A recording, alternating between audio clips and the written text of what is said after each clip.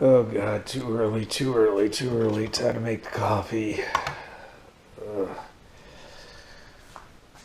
Ah, god. Ugh. Ow. Coffee, coffee, coffee, coffee, coffee, coffee, coffee, yeah. Alright, coffee. Mug. Filter, one filter left, thank God. What the? How does that even happen? Oh, jeez. Alright. Well, paper towel. Use a paper towel. Paper towel makes filter. Seriously? Oh, gosh. Ah! Ow. Ow. Ugh. Yeah. Alright, how about toilet paper?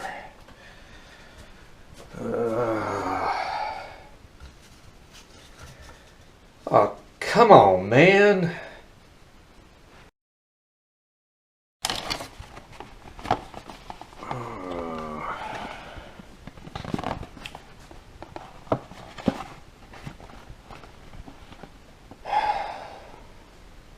Alright, what the heck? Okay, filter. And coffee flows this way.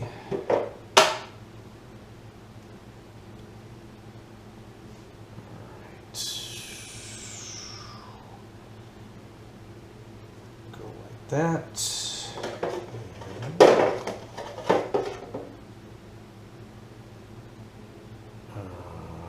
Alrighty. 1,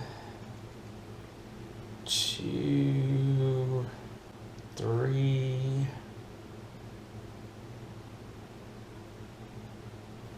All right.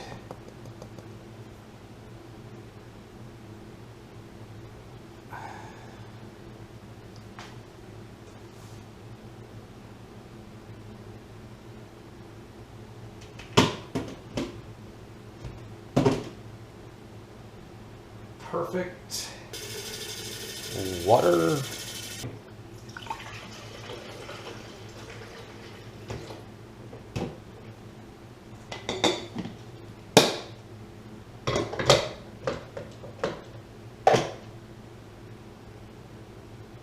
Wake up time. Hello, happy people, and welcome to your Moment of Zed, the YouTube channel dedicated to the most beautiful car in the world, the BMW Z3, or as the folks in Glasgow call it, the Z3. I'm Mark, and today we're going to tackle a simple maintenance item, the fuel filter. Before we get to that, last week I asked during my Mother's Day special for the ladies out there to send in their cars, and luckily one did. And we're going to take a look at her car, this week's Zed of the Week. And today we have Terry from Macon, Georgia, with her 2001 2.5 liter 5-speed Roadster with only 56,000 miles on it. She says it's her show car and she's been working on it personally. She's had it for a year. She said it only gets driven with the top down and it's in the garage with the car cover when it's not in use. As you can see, she updated the interior by changing the center console from wood grain to red. She replaced a shift knob in the parking brake handle, and the red shift boot is now black to contrast with the center console. And she added some good-looking red trim to the dash. I really like what you did with that interior. Exterior, she replaced a missing fog light cover, rebalanced the tires, and she also cleaned the engine bay. Said she's the third owner of the car and the first to clean the engine bay. It really does look amazing. Mechanic side, she's replaced the purge valve, the MAF sensor, some hoses and vacuum lines in the secondary air pump. Her next project is the soft top. Thank you so much, Terry, for sharing your gorgeous car. Other ladies out there, or anyone else for that matter, if you'd like to be featured on Zed of the Week, Instructions are below in the description. Check it out. Love to hear from you. Now, on with the fuel filter. So, the equipment we're going to need for today, very simple. Went with a Bosch fuel filter, the F5905. Bought that at Pelican Parts for $28. They are not compensating me for this video, but a good company I've used before. As far as tools go, very simple, very basic. A 10mm socket. I'm going to need either a regular screwdriver or a Phillips for the hose clamps, not sure which yet, and a pair of pliers. And also, I thought I could go with ramps, and you'll have to excuse the lighting here in the garage, but I'm just using the ramps as backup. The Rhino ramps didn't give me enough room, unfortunately, under the car, so I have her up on jack stands and Rhino ramps as backups for safety, and also the jack itself as a backup. You will need some kind of pan because you're going to get some fuel leaking out when you remove the filter no matter what. And of course, back wheels are chalked for safety. So before you put the car up on ramps, you're going to want to kill power to the fuel pump and then start the car with the fuel pump off to try and get as much pressure out of the system as possible so you don't get squirted with fuel while you're underneath the car. And to do so, very simple, opened up the fuse box underneath the hood, and there's a handy guide to what all the fuses go for. And again, excuse the lighting here, but if you take a look, maybe kind of hard to see, but there's a alphabetical guide to all the items, all the fuses that are in the fuse box, and the fuel pump are fuses 13 and 18. There's a handy guide inside the box itself, which has the numbers for the fuses themselves. And as you can see, that row where I have fuses pulled is the row 11 through 20, and I have a 5 amp fuse, which is fuse 13, and the 15 amp fuse, which is fuse 18, pulled out to kill power to the fuel pump. And I've gone ahead and started the car until it couldn't run or start anymore, which didn't take long. And now we've got as much pressure out of the system as we can, and we can get to work. So you may have noticed that what you're seeing on the video looks a little bit different than it has in the past, and that's because I'm using a GoPro camera given to me by Pat at Buell 109, another real good channel, friend of mine and neighbor who's appeared in my videos before. Thank you, Pat. And it's the first time I'm using it, so hey, bear with me. But let's go ahead and get started. So underneath the car, on the driver's side, well, if you're here in the United States, on the passenger side, if you're in the UK, we have a cover, heat shield, that's covering up the fuel filter. And real simple to remove that. There are 1, 2, 3 over here, 4 for me 10mm nuts that are on permanent studs. So we'll just go ahead and remove those.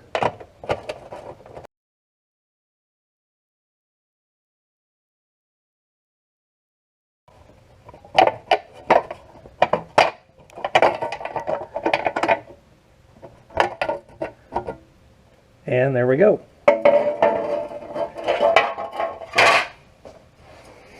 And now you see the fuel filter, which for me is just a one inlet and one outlet affair. It's held in by a clamp, which is right here, and we're going to go ahead and pull that out. I'm just going to have to put the oil pan where the drip pan where the camera is right now, so I'm going to go ahead and move things around a little bit. Now if you have a more recent model, the more recent models have a built-in fuel pressure regulator which has a vacuum hose on this end, so it'll be a separate hose, and there'll be 2 fuel inlets on this side, so that's going to be different, but the procedure is the same. Basically, we take the old one out and then put the new one back just how it is. So pretty simple. Okay. So one thing I forgot to mention earlier is, since you're working with possible squirting fuel, beyond having the drip pan, you should definitely have safety goggles on. So although you can't see me, I've got my safety goggles on, and we're going to start with the inlet side of the fuel filter. And what we've got is a regular head,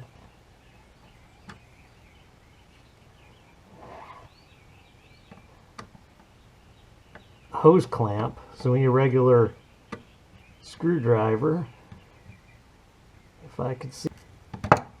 And now that's loose, mostly loose. So according to Pelican Parts instructions, we should just be able to pull this right off, but there is no way we have any movement. There's probably a half an inch of fuel line here that's not actually on the nipple of the filter or the hard fuel line itself. So to get that off, we're definitely going to have to go ahead and unclamp the filter so we can move it around a little bit. Now supposedly we can go ahead and just remove that, but there's absolutely no movement whatsoever. So we're going to have to go up here, and there is another 10 millimeter nut that holds this clamp that clamps this whole thing to the underbody of the car. I think we're going to have to pull that off first, and then we can deal with trying to wiggle this out. And I'm going to try and get all this on film, but there is very little room to work over here with the camera and the pan and actually trying to get under here and see things. So I'm going to do the best I can for you. So and you should be able to see it. We've got a wide enough view. Up here, there is a 10 millimeter nut, again, that holds on this clamp. Now the fuel return line might be in the way on yours. You might have to pull it out of this white clip, and you just do that. Just pry it gently with a flathead screwdriver. Mine apparently was taken out of the white clip the last time this was done, I'm guessing, and no one ever bothered to put it back. So we'll just go ahead and unscrew this clamp, which someone decided they needed to torque like crazy. So I'm going to hit that with some spray, and then we'll get back to it later. Okay, so we've got that loosened up, and we'll go ahead and pull that clamp down. Now I really would prefer to have done this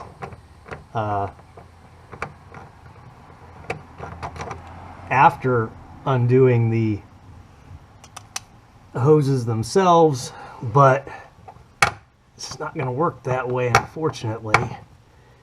Just again because that's white clip is part of that clamp too, I think. So yeah, you're going to have to remove that, at least in my setup.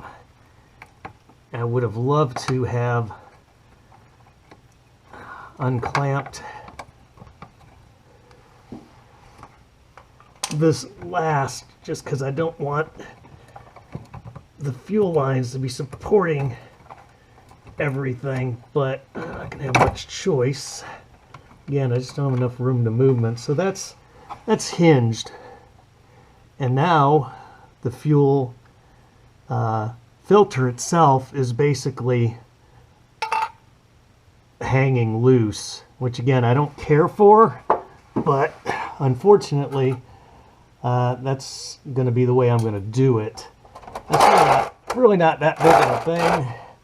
But now I'm going to go ahead and see if I can work, now that I've got some movement, work the inlet side off. And I get the feeling that that is not going to be done easily. So I think I'm going to go shoot for the outlet side, but we're going to go ahead and try and work this off of the filter itself.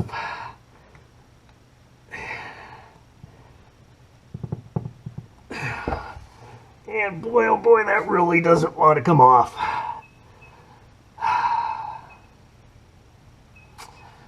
May end up cutting these. That's your other option, of course.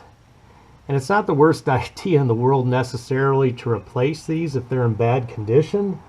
But I don't think mine are really in that bad a condition. I'm just kind of questioning whether I'm going to be able to get them off of this filter by hand, crawled up underneath the car here. I'm going to go ahead and cut these fuel lines, go out and get new ones. Okay, so I have decided I'm going to go ahead and cut that fuel hose. Why not? Might as well renew the fuel hose anyways. So I really want to get this done today, so I'm not ordering online OEM BMW hose. I went to AutoZone and picked up this hose.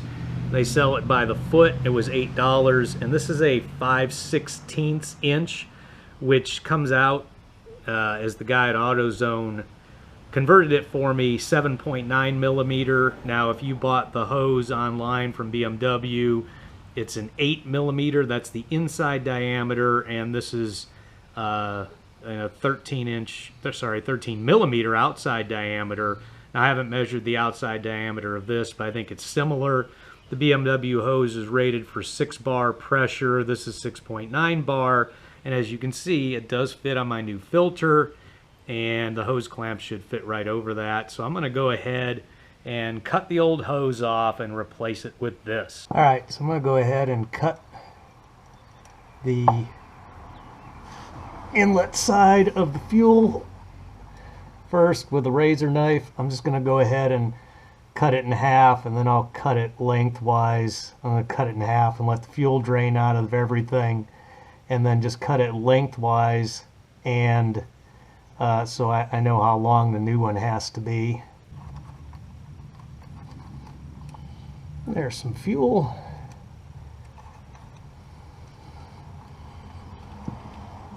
And this, of course, is not as easy as you would think either. There we go. And there we go. Whew. All right. Not easy, but not a ton of fuel coming out. It's a pretty strong fuel line. It's braided, obviously, for the pressure. And then I'm going to go ahead and do the same thing with the outlet side, and then cut this off the fuel line lengthwise, which could be difficult. And then I'm not going to put that on video for you, but I'm going to get that cleaned up, and then we'll go from there.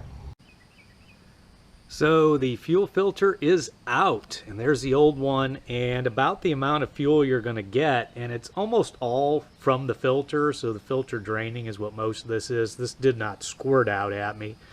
Once I cut the fuel lines, it's pretty easy to, the fuel hoses, not lines, it was pretty easy to get out. And again, just be careful, because you're going to have probably, it's probably 8, 10, 12 ounces of fuel in that filter. So I'm going to leave it outside and let it evaporate a little bit further from the garage, because it's kind of stinking up the garage with the way the wind's blowing. And by the way, my filter was a Napa Pro Select, so it was not the original filter, but I'm pretty sure it was the original fuel lines, because they say BMW on them. And if I take a look at the cut portion of the old fuel line and the new fuel line, they're pretty close to the same size, internal, external. It's pretty much the same thing. So I think we're good to go. The hose clamp fits over them. So if you have to do what I did, you can use AutoZone stuff and you should be fine. So I've gone ahead and cut the hoses to the proper length, the new hoses. And the only issue I see potentially is the fact that the original BMW hose on the outlet side has this bend built into it, whereas the new one doesn't. Now obviously it's hose, it's flexible, but I could see where that might make things a little bit more difficult, but we'll find out. My plan is this: go ahead and put both hoses, the inlet side on the inlet side. And how do you know that? Flow, marked with the flow, so inlet, outlet. Any filter will be marked with that somehow, or it'll have in on one side, out on the other. And then put the outlet hose on the outlet and get up underneath there, and then attach the hoses to the hard fuel lines, put the clamp back on, and hopefully this will work. If you ever have trouble getting the hoses on the nipples on either side, you can use silicone grease. I have some. I don't think I'm going to need it, but it's on standby just in case. Okay, so we're back up underneath the car, and I put the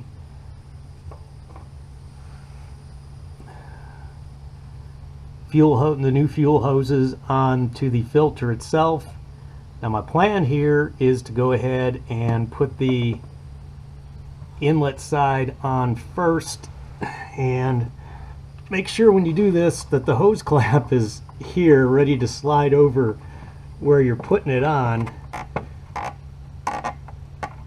so you don't have to back it off and do this again. But this is actually, since I can spin it, going on fairly easily.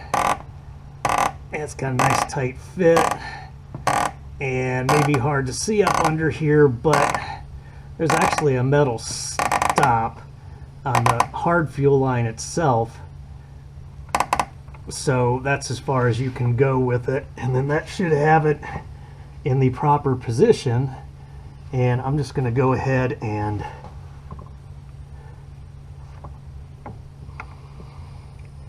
you kind of see why you have to have the bend in this other fuel line, because you have to go around this, but we'll get to that in a minute. I'm going to go ahead and clamp this onto there, and again I'm going to go ahead and use that 5mm socket with the nut driver, and that is much easier than trying to line up, the famous last words, trying to line up the screwdriver on this guy. Now what I'm going to do is I'm going to go ahead and put the, actually I'm not, I'm going to go ahead and try and put in the other, I'm going to go ahead and try and put in the other fuel line.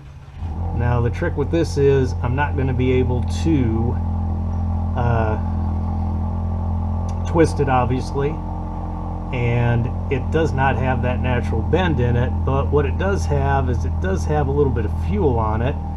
There's still a little fuel leaking back from the engine, so there's a little lubrication on there, and otherwise I'd try and put the try and use that silicone grease, and maybe I will have to, we'll find out. But don't forget, of course, hose clamp before you fit it on, and then find out you've got to take it off again, because that would be a real hassle. And I'm going to get up under here, and I'm going to put this, I don't really have to put the bend in it. Oh, it'd be nice if there was natural bend in it like the original hose, but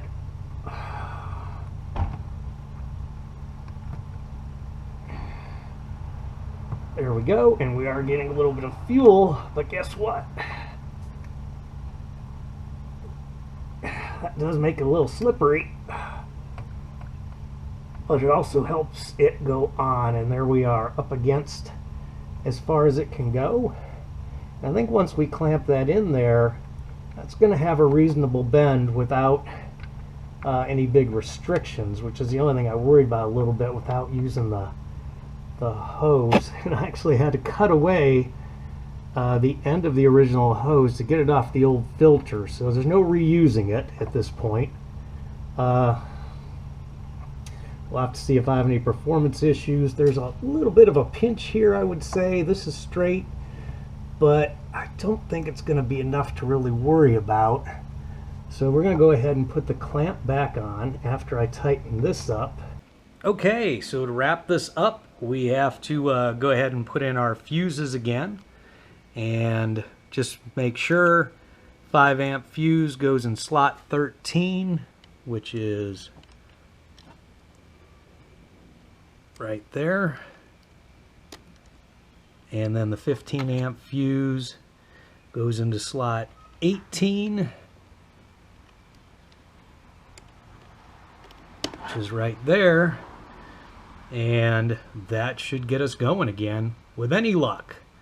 So what we're going to want to do is, and a lot of videos don't show this, but I'm going to put the car back up on the Rhino ramps, assuming it starts, and then I'm going to get under there before I put that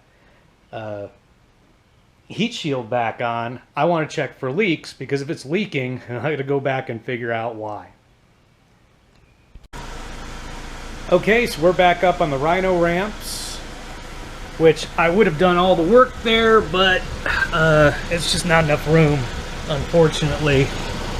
And I'm going to go up underneath and take a look and see if there's any leaks.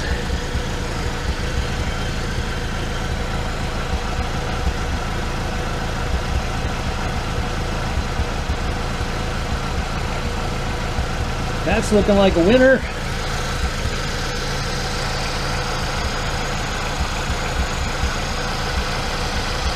And that's looking like a winner. I think you're catching the light from the camera.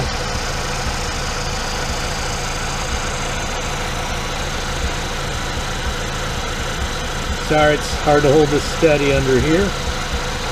But looks like no runs, no drips, no errors.